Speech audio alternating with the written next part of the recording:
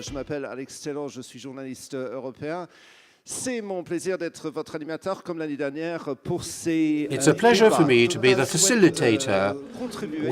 Total wishes to contribute to the great debate on climate change by bringing together all the stakeholders to exchange today to try and answer a very simple and yet important question.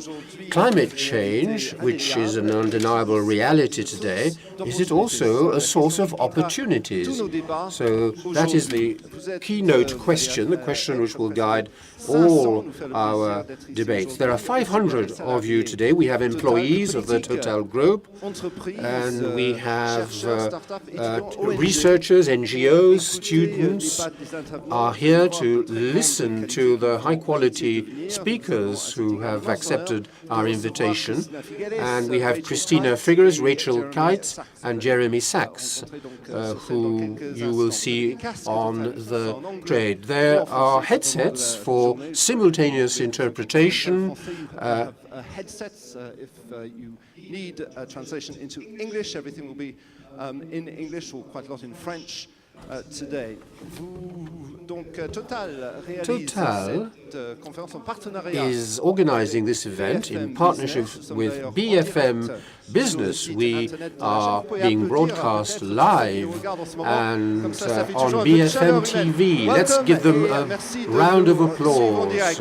Welcome to those who are following this event live. 5,000 of you followed this event last year live on BFM, and you will be even more numerous this year. Don't hesitate to interact with us either from the hall, from the auditorium, or via Twitter, #Université Total, and we will therefore be able to answer your questions live directly.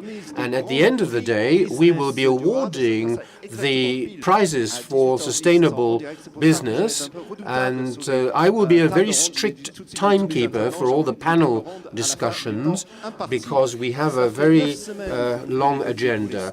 You have had 9 weeks to vote for the most innovative French startups on the BFM Business website. The 6 finalists will be presenting their projects. 3 of them will be given an award at the end of the evening. It will be live on BFM TV at 6:10 this evening. I think I've said everything, and we can now start this very rewarding day on energy and climate. I'm now going to invite the head of the Marketing and Services Division of Total, member of Total's Executive Committee, Mr. Philippe Boisseau.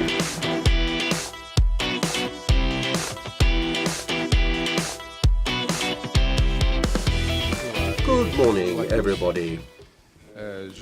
I am very happy to be here to welcome you for this 9th edition of the Total University. It's the second time we're holding an event in partnership with BFM Business on the topic of energy and climate change. And I'd like to thank all the organizers for having brought you together, and I'd like to thank all of you for being with us today.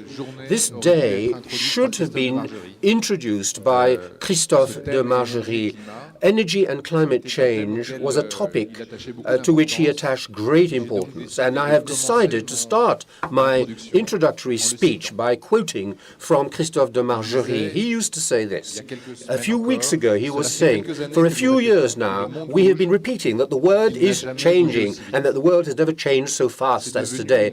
It has become almost a cliché, something which everybody mentions and which nobody listens to anymore.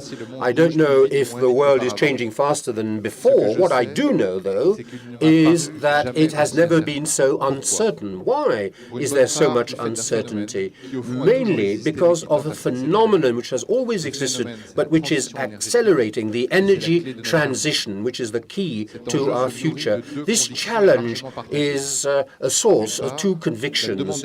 On the one hand, demand for energy will continue to grow. We believe that by 2035, global demand demand will be 30% greater than it was in 2010. On the other hand, the consequences of CO2 emissions on climate change are a reality. That's our second conviction. The latest report by the International Panel on Climate Change is unequivocal in this regard and confirms what Christophe de Margerie was saying. There is no doubt about the reality of climate change, and we're all fully aware of the fact that if the world wishes to reduce, to limit global warming to 2 degrees, we have to, by the end of the century, we have to act immediately. Greenhouse gas emissions have been growing at the rate of 2.2% per year and represent 50 billion tons a year. And coal alone contributes to 20% of greenhouse gas emissions. So experts estimate that we will need 1,100 billion tons, 30 years of emissions, if we don't change our way of life and the way we consume. The scenario, the business as usual scenario, would lead to absolute catastrophe. We have to take action. And what do we see around us? What do we observe? A lot of geopolitical uncertainty, a lot of new technologies emerging, and changes in consumer habits. And it's very difficult to reconcile energy transition, corporate competitiveness, and employment challenges. The driving forces of change, e-business, and the younger generations, the Y generation, they don't see the world as their forefathers did. So today we have to solve 2 considerable problems at the level of the planet. First of all, time. And energy transition is a long process. It covers several decades, whereas the politicians, of course, have deadlines which are only a few years ahead. And the corporate leaders have a 20-year horizon, and they also are strongly influenced by short-term economic realities. So the world is facing a great challenge, how to reconcile these different time constraints. The second difficulty, there are many different constraints in different parts of the world, and as a result, there is a tendency to relocate rather than to reduce greenhouse gas emissions. So the world must progress together and not in a different way. We must all work together.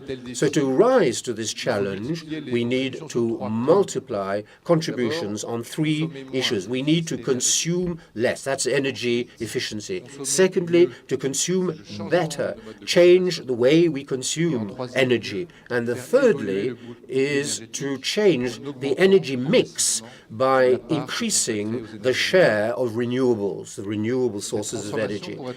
To make these changes possible, we will have to rely on innovation and the commitment of all stakeholders. The acceleration of change is always a source of concern at every level and in every area.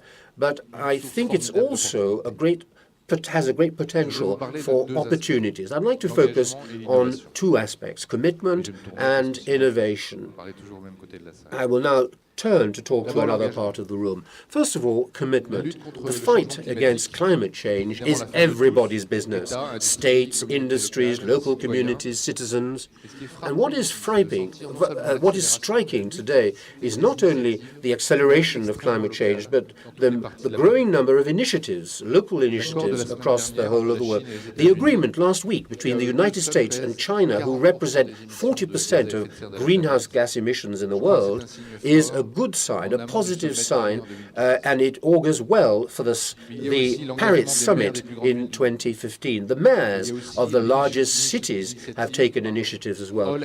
Then there's the oil and gas climate initiative by oil companies, which is chaired by the president of Saudi Aramco, Mr. Khaled Al-Faleh. Mr. de Margerie was also a founding member of the Oil and Gas Climate Initiative.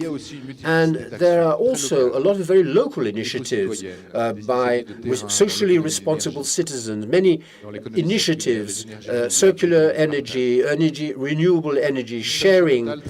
At Total, we are very committed to producing cleaner energy for our customers, enhancing the performance of our products and reducing our carbon footprint by modernizing all our installations and facilities. We are very present in renewables. We are the second largest company in the solar sector with our affiliate, SunPower. And I am convinced that even though solar energy today still represents a small proportion of our energy mix in the world, it has a potential to become, by 2050, that is to say, in a few years' time, a major source of electricity, one of the most important, one of the largest sources of electricity.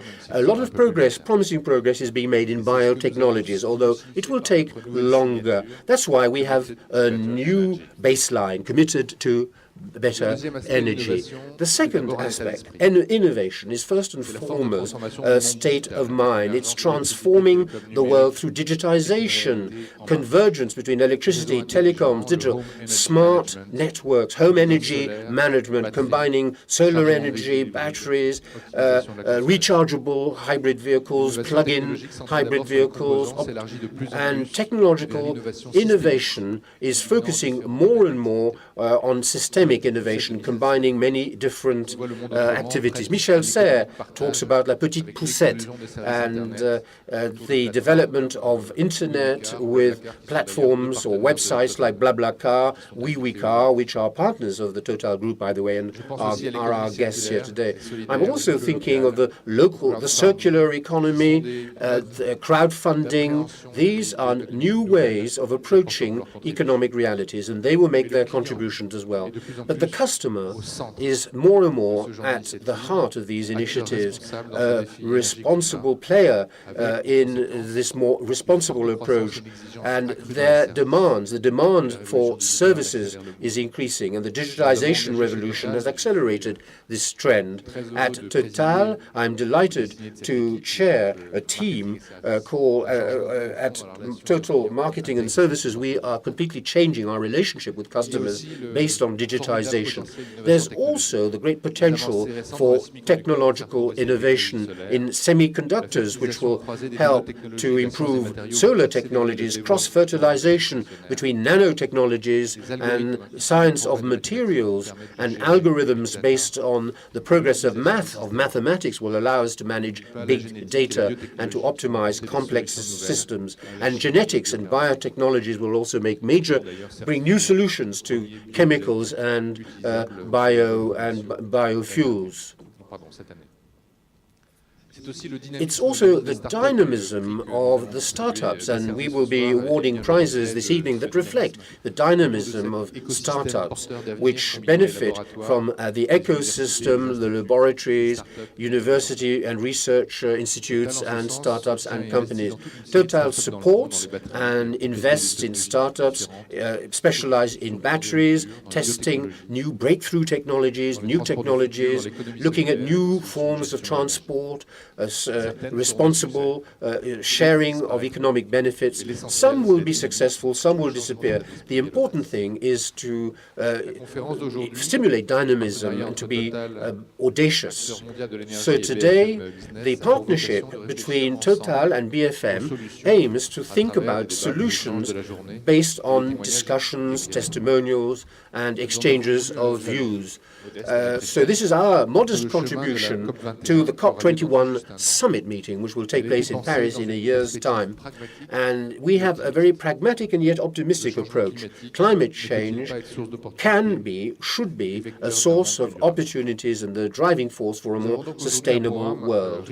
So we have a very eventful events today with a lot of participants.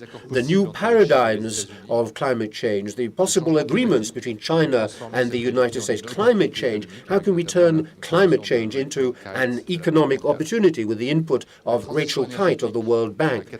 And energy transition as a catalyst for innovation, the new challenges of renewable energies with the problems of their intermittence and the storage of energy, mobility, and what role can a major stakeholder play in energy? Jeffrey Sachs, the special advisor to Mr. Ban Ki-moon, will be speaking. So in a year's time in Paris, the summit meeting called COP21 will be taking place. The whole world is waiting for a new agreement, global agreement on climate change. Nobody better than the Executive Secretary of the United Nations Framework Convention on Climate Change, Christiana Figueres, could be the best person to tell us about this subject. She is here, and we have the incredible honor to welcome her this morning, and I welcome her on the stage to give her the floor. Thank you very much.